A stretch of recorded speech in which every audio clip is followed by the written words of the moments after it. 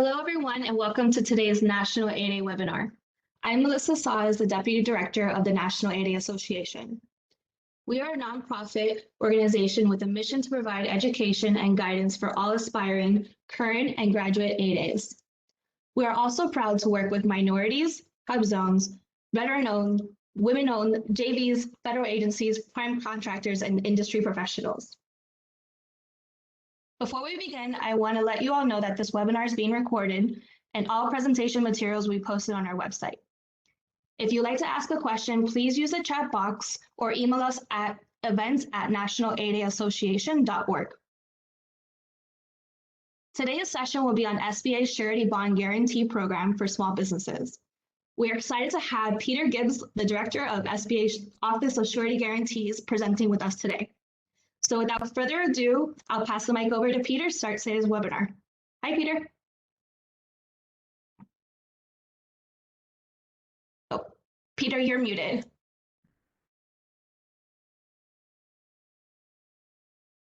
All right, thanks, Melissa. I want to thank the National 8A Association for inviting me to make this presentation. I hope it's fruitful to you guys. Feel free to ask any questions that you have. What I like to do before I start making a presentation, let me just tell you a little bit about myself. I've been with SBA for about 32 years, but prior to coming to SBA, I worked for an 8A firm in Dayton, Ohio, called Wise Construction Company. And I also worked for a larger construction firm in New York City called NICO Construction, which was a subsidiary of LVI Group, and they were the world's largest interior construction company. I tell you that not to brag on myself or what I've done, but just to let you know that I have been on the other side,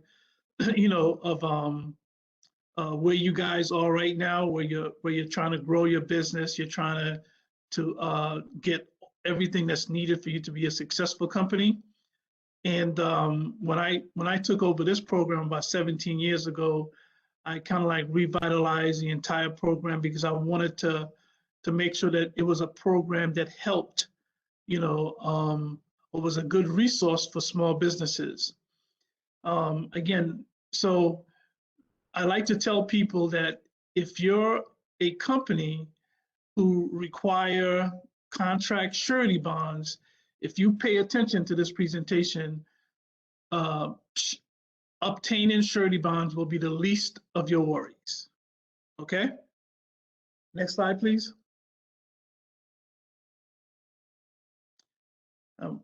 We can play the video.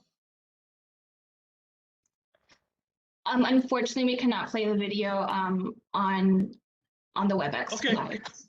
Yeah, no problem. All right, next slide, please. Okay. Again, our program was created to help small businesses who are having difficulties obtaining surety bonds and contract bonding to increase your bonding capacity and grow your business. Our program has been around for over 50 years, and we have been successfully helping small business for a very, very long time. When most people think of SBA, they think of the loan program. Well, we are a program that gets $6 billion appropriated to us at the beginning of October every year. Next slide, please.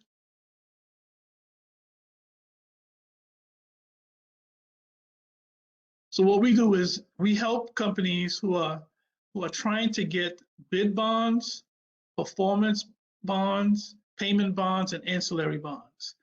Most of the time, the performance and payment bond is not separated out. Most contracts require a performance and payment bond. And our guarantee, of course, allows small businesses to qualify for more bonding. Just what does that mean a little bit? It means that if your company is trying to get is trying to get bonding, if because of our underwriting criteria, you will qualify for more bonds, and if you did not have, or if you had difficulties in the standard bonding market, and we'll get a little bit more into details about that as we go further along. Next slide, please. So what this slide says is if you qualify for $1 million in the standard bonding market, if your bond is guaranteed by SBA, you will qualify for 2 times the amount. And why would that happen? Because in our program, let's give an example of a $1 million contract in the standard bonding market. If you have a $1 million contract, the surety company would require you to have at least 10% liquid cash as working capital. So on a $1 million contract, you would have to have $100,000 just to get that bond. Because we guarantee 80 to 90% of a bond, we tell surety companies that we're okay with 5% working capital. So instead of having $100,000 liquid cash, now if that bond is guaranteed by SBA, we only require 50,000 as working capital. To get to that 50,000, if that company has a business line of credit, the unused portion of that business line of credit can go towards that 50,000. In the standard bonding market, they do not consider the business line of credit when they calculate working capital.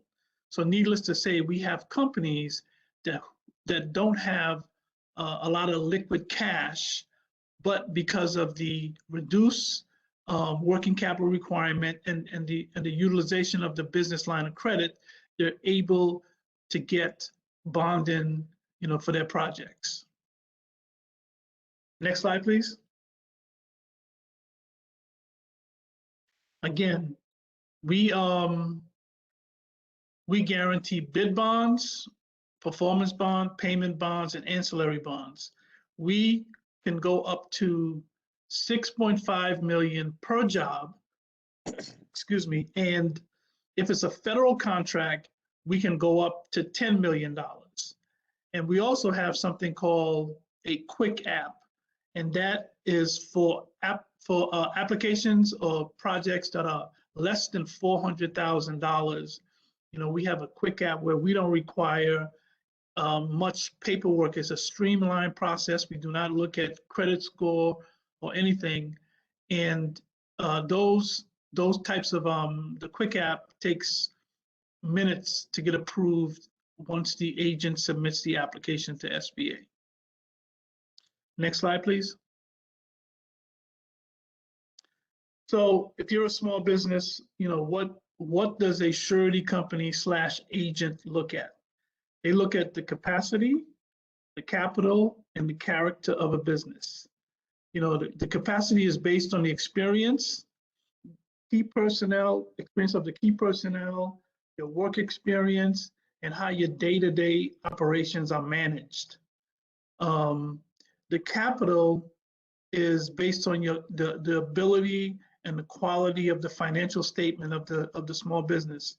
And what I would add is that to get a bond guarantee in SBA Surety Bond Guarantee Program, the size of the job determines the level of financial statement that's required.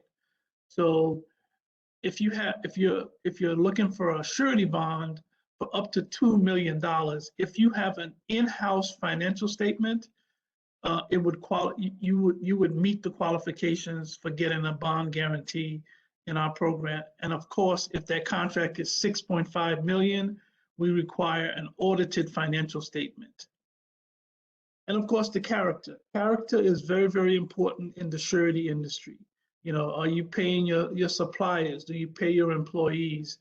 So during the underwriting process, the surety agent is gonna look at all these things to make sure that you meet the requirements to get a bond. And I would say that under the character side, like let's say if you owed federal taxes to the IRS, it does not disqualify you from getting a bond.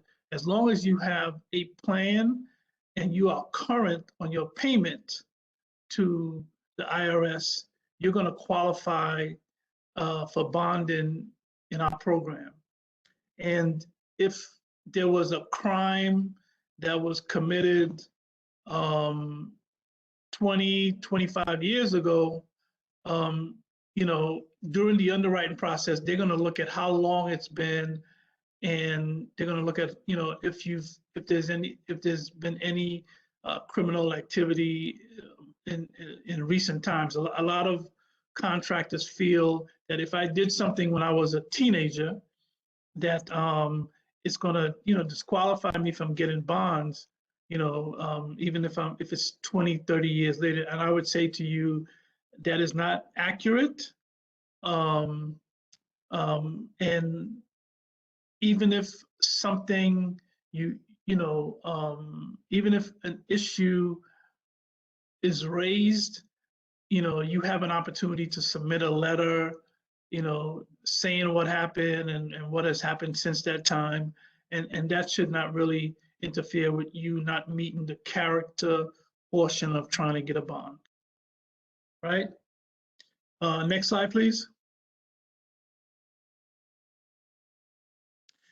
So how does this process work, right? So you as a small business, if you're trying to get a bond, you would reach out to one of our authorized agents on our website. And the authorized agent is the one who's going to do the underwriting, and they're going to submit the application to SBA. Once a completed application is submitted to SBA, it takes us less than 2 days to process a complete application. And if that application is for a quick app, which what I talked about earlier, if it's for $400,000 or less, we process those applications in minutes. So I don't want you to think that, if you're submitting applications to SBA that it takes weeks or months or whatever. And I'm only repeating that because I've heard people say that to me in the past. No, the process is actually pretty simple, but I don't want you to confuse the process of when you first sit down with an agent and they give you what's called a contractor's questionnaire, and you fill that out. And the time starts with SBA once the agent submits the application to SBA. From that point on, it takes us less than 2 days on a regular application and within minutes for the quick app. Next slide, please.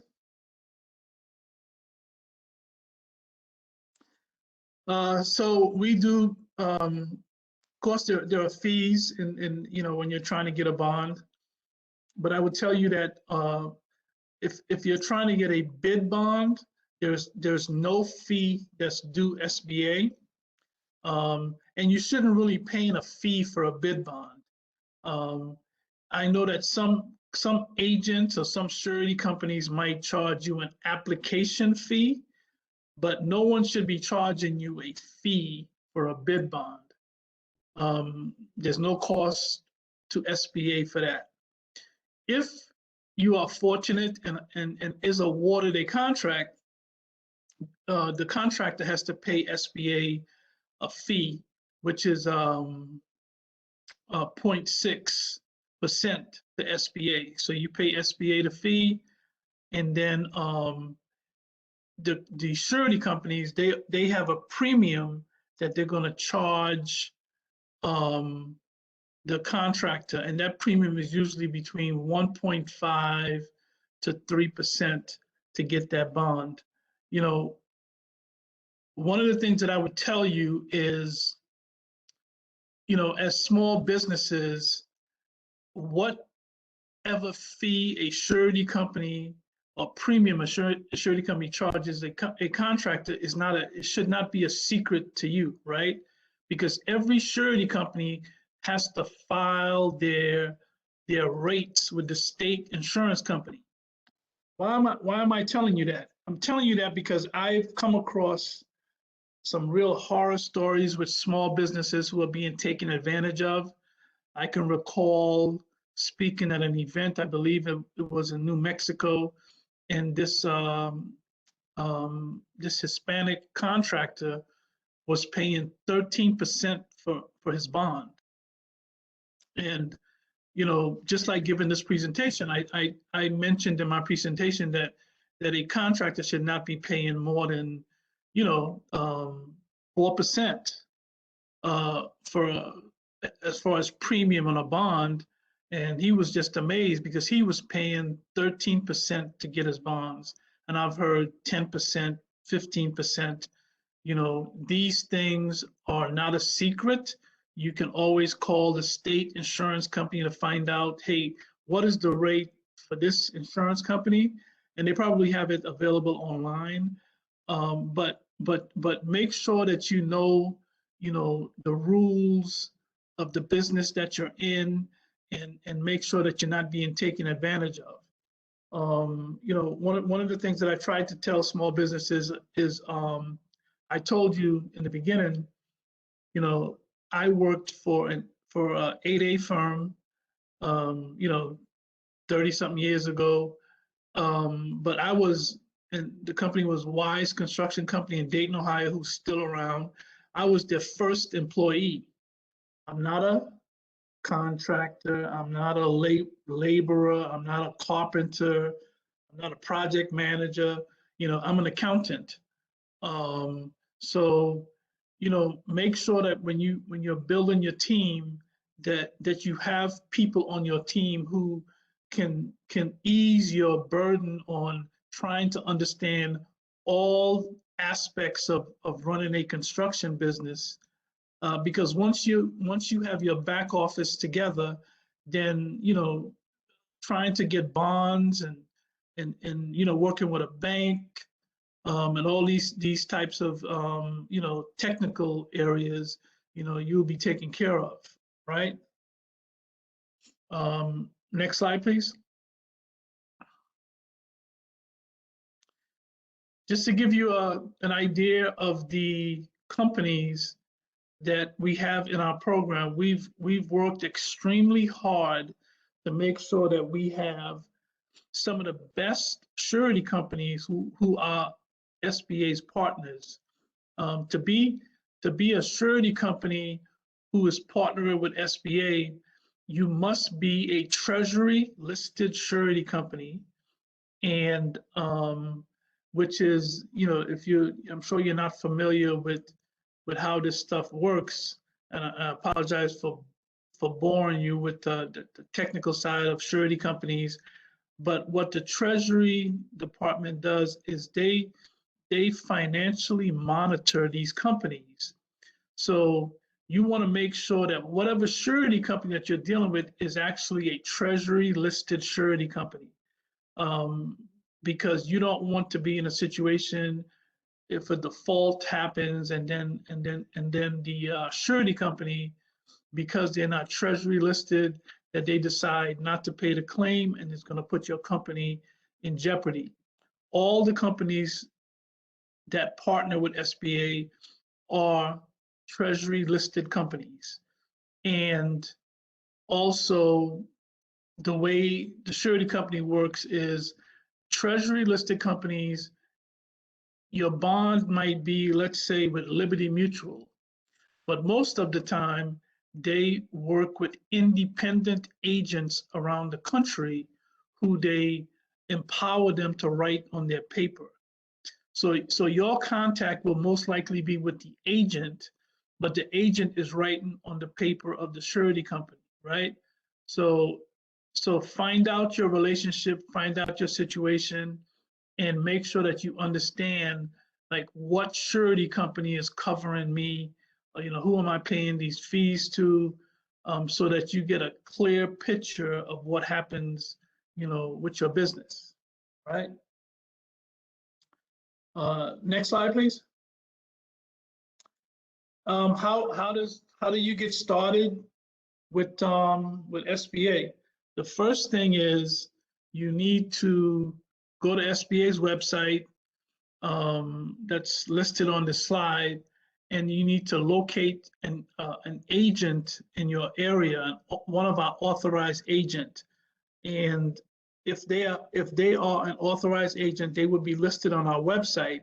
And we do not have agents on our website who are not active or not assisting small businesses, because if they do not remain active for a year, whenever that last bond is done to a year later, if they're not active, we remove them from our site. So you should not have any difficulties finding an agent. And I know how small businesses think, especially construction companies. They want to, they're very construction company owners are very loyal, and they will stick with agents. So a couple of things I would tell you about that, and that is, treat your agents like like a medical checkup. Every year, you should review your relationship with the agent and make sure that they're meeting your needs. And don't be in a situation where you feel that your company has the capability or the ability to grow, but the agent relationship that you have, they're telling you that, hey, we want to keep you at a certain level. But if the agent is not meeting your needs, then interview some other agents and find agents who you think who can work with you and help you grow your company. So in order for agents to submit applications to SBA, they must be an authorized agent. Otherwise, they cannot submit applications to us. And I do know that there are some agents who are sub-agents to an SBA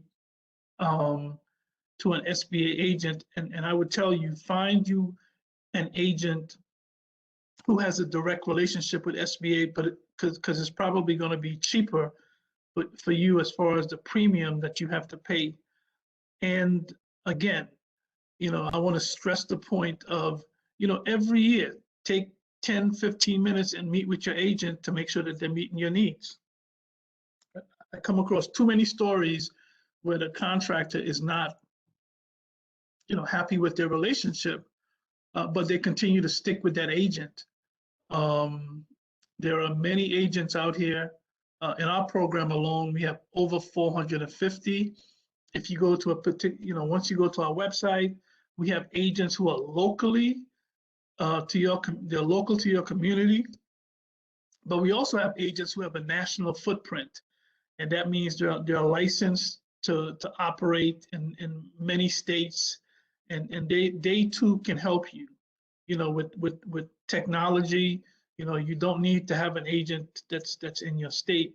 What you need to do as a business is find an agent who meets the needs of your company, and that agent may not be a local agent, right? Next slide, please.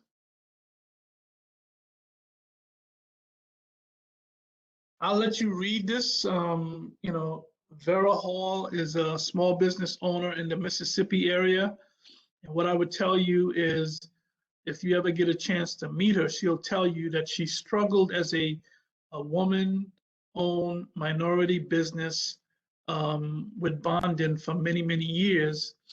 And, she had to put up collateral. She had to put up, she was under funds control, and, to get bonding.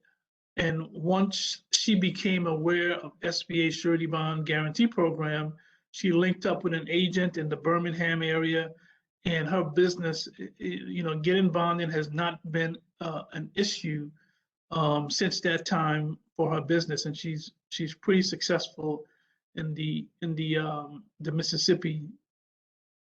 I said Birmingham. I'm in Jackson, Mississippi. She's in the Jackson, Mississippi area, and she's doing extremely well. And her story is a story that we've been told over and over by many small businesses around the country. So do a search, Google her, send her an email if you want to hear the story directly from her. But we do know that some, what I try to tell small businesses is, I'm a retired colonel in the Army, and I remember I always told my soldiers that you always have to get the second and third-dairy questions, right? So, you should always, try to find all the different, questions like, what's my rate? Tell me about the relationship with the surety company that you have, because if you have a surety agent and they have a brand new relationship with a surety company, most likely you probably will not get the best rates, right? So make sure that you link up with an agent who has a strong relationship with the surety company that they're dealing with, because they're going to treat that guy different than that new agent without a relationship with that surety company. Hopefully that makes sense to you, right? But always find out what your rates are. Like I said, if you're paying more than 4%, you need to really shop your bonding requirements to other agents, right? And find the best situation for you, right? In everything that you do, my advice to you is try to get 2-3 different opinions so that you know that you're in the best situation, right? Next slide, please. So now that concludes my presentation, but I'm really interested in questions that the audience has. Do we have any questions, Melissa? We do. The first one is from Daryl Dixon. Are these bonding limits the same for CONUS and OCONUS contracts? It's the same, but OCONUS, there are some issues, right? So let me give you an example. If let's say you get a contract with the State Department in another country, as long as you are performing that work on that base without utilizing local contractors, then you'll probably get a bond. You'll probably get a surety company to support your bond. It becomes difficult if you're utilizing local subcontractors, right? Because surety companies don't want to get into that, in case something happens and having to go after a subcontractor. So again, if you get a job outside the U.S., as long as you, maybe the GC and your subs are U.S. based and you're just working on the base, I mean, there shouldn't be any issues with you getting bonded. Hopefully that makes sense. And the other question that we have is, do you have any pitfalls that small businesses should try to avoid, or any lessons learned? So I left Melissa a list of nuggets that I've learned over the years, and she'll be giving that to you. But one of the main things I would tell you is this: as a business owner, just make sure you know every aspect of your job, and the back office,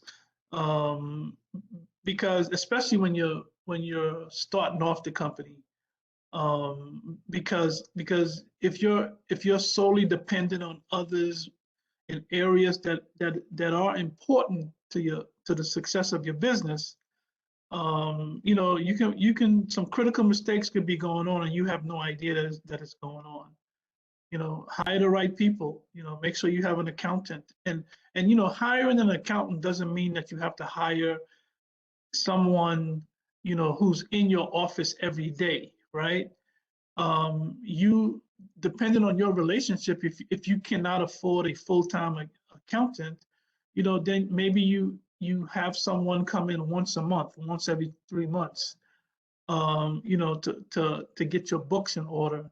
But the most important thing to me is back office. And then I would say, you know, whenever I'm in a room with small businesses, everyone is searching for that $1 million job, right? What I would say to you is, think about it this way. If you're fortunate to get $1 million job, more power to you. But if you've never done $1 million job and you don't know how difficult that is, and as far as being successful on $1 million job, it has nothing to do with you putting up drywall or whatever you do, right? The thing that people don't think about is having, the right amount of people. It's a people issue. It's a labor issue. If you don't have the right amount of people to perform that job, then you're going to get into problems. So the point is, instead of looking for that $1 million job, you should really be looking for 4 $250,000 jobs, right? And because if something happens on that $1 million job, you're probably out of business. But if you have 4 $250,000 jobs, you could probably have issues with 2 of those jobs and you still be successful, right? So, take a look at, my nuggets that I gave Melissa to hand out to you guys. It's not scientifically proven. It's not any kind of doctoral research or anything. It's just things that I've, when I go out and I speak to a lot of small businesses, if I keep hearing the same thing over and over and over, it becomes a trend. And when I hear it enough, then I added it to my list. Great. Thank you so much, Peter, for talking us through the SBA's bonding option and tips for our small businesses. We really appreciate it. And we hope to have you back on an upcoming webinar or see you at one of our conferences in person. Yep. I hope everyone found today's webinar helpful. And if you guys do have any questions, please feel free to reach out to one of us at the National 8A or Peter directly. This does conclude today's webinar. I hope you can join us for our next one. And thank you again, Peter. Thank you so much. Take care. Have a great day, everyone.